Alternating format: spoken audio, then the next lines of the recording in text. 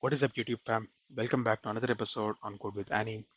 In this episode, we're going to take a look at Java object serialization and deserialization. So, what is serialization? Let me explain you in a very simple terminology. Let's say I have this class called employee age. Okay, employee age. When I create an instance of it, I will pass in the year, which will be set to the private integer we have defined here, and I can use the getter method to get the year. Okay. So as soon as I create an object of it, I will be able to set the year to it, and that's it. Now, if I want to give this object to you in a text file, so that when you read the text file, you will be able to recreate the same thing in your system and even get the value of the year that I set here. How cool is that? Now, that process in Java is called as serialization. Let me give you with a live example right now. Let's go to the main class. Okay, let's serialize the employee age object. So the first thing that we want to do is convert this employee age class object into a stream of bytes, which is the serialization concept. These bytes will be written to a file which will be shared. Okay, let's do that. Let's say employee. So before that, let's create the employee age object. So employee age, this emp age is equal to new employee age of, you have to give a birth year, give it 1993. Okay, now object is created. Now let's serialize it. For serialization, there are two main important classes that you need to keep in mind. One is called as the file output stream space FOS equal to new file output stream. Okay, and I have to give in the file name to which I want to write. I'm going to give it as employee age.txt. Okay, all good so far. There is an error that you see here. It says that there is an unhandled exception. So let's add that to the method signature. I'll teach about exception handling in upcoming videos, so stay tuned for that. But just for this info, I'm just going to say that file not found exception, when you annotate it with throws, it basically means that when I execute this main class, I'm notifying JVM that there is a possibility that this particular exception can be thrown by this particular line. So once that is notified, we are good. Okay. Now let's create the other important class, which is class instance, which is object output stream. Space OOS is equal to new object output stream of FOS. So the instance that you created for file output stream goes in the constructor for object output stream. Now even this one is underlying something. It says that there is a possibility that it can come through a Java IO exception. Let's add that here. And once you see you added the IO exception, it replaced the existing exception that was there. It was already having file not found, but got replaced with IO because IO exception is a superclass for file not found exception. So when I say IO exception, it broadly classifies both input-output exceptions and file not found exceptions. That is the reason why the exception hierarchy, IO exception stands on top, and all the other output-input related exceptions will be extending the IO exception class. More about that in exception handling, but let's continue with the code here. You have file output stream space FOS new file output stream with a file to which you want to write. Object output stream space OS is equal to new object output stream with the FOS instance in it. Okay. All you have to do now is OOS dot write object, the object that you want to write, which is employee age. Okay, that's it. Now, if I try to run this, there will be an error that will be getting. Let's see if we get that error. I got it. Okay.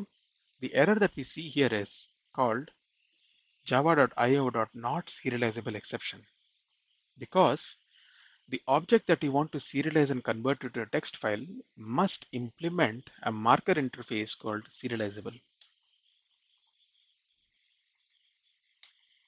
Okay, without this implementation, if you try to run it, it will obviously throw not serializable exception. The marker interfaces I have already explained in one of my shorts. I'll leave a link in the description below. What it states is these are empty interfaces which are just a flag for JVM to know that certain special properties can be applied on the class that implement this interface.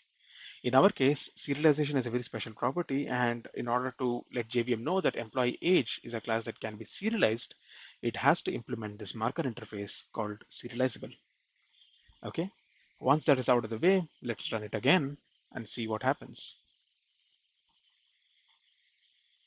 It's successfully built, and if you scroll down into Idea Projects Code with me, there is a new text file that's created called employee age.txt. If I open this, this is the byte representation of my employee age.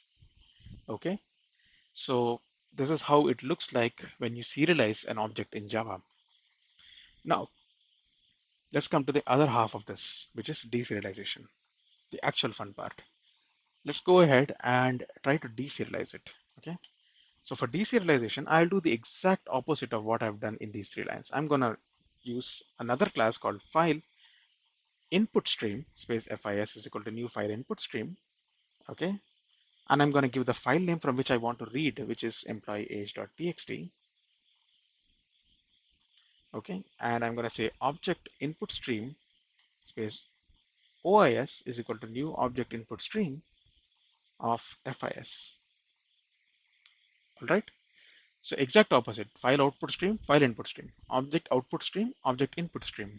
Okay, the reason I'm creating this is because this will create a file with this extension, and OS will be able to write the data as streams into this particular file.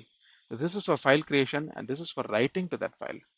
This is for reading the file, opening it and reading it, and this is the object that will actually read the contents of this file and convert it back to the object we want.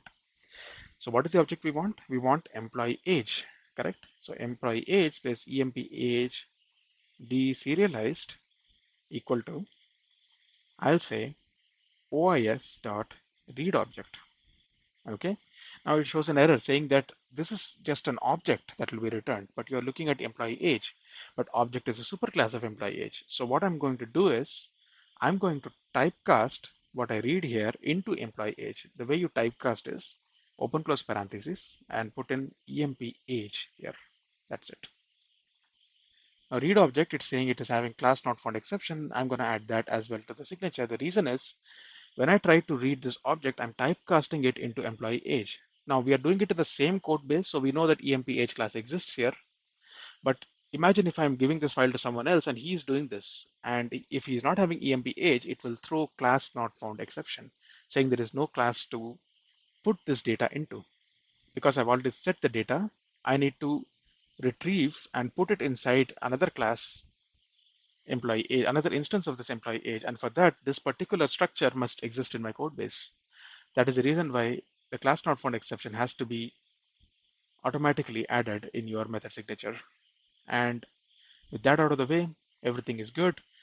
Now I'm going to print out the age that I set there. So employee age deserialized.get here, and it should return me successfully 1993. Let's run it.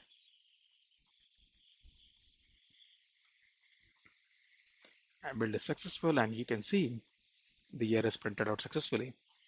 So this is object serialization and deserialization through files. Hope you liked this video. If you liked it, hit the like button, subscribe if you haven't already, and I'll see you guys in the next one.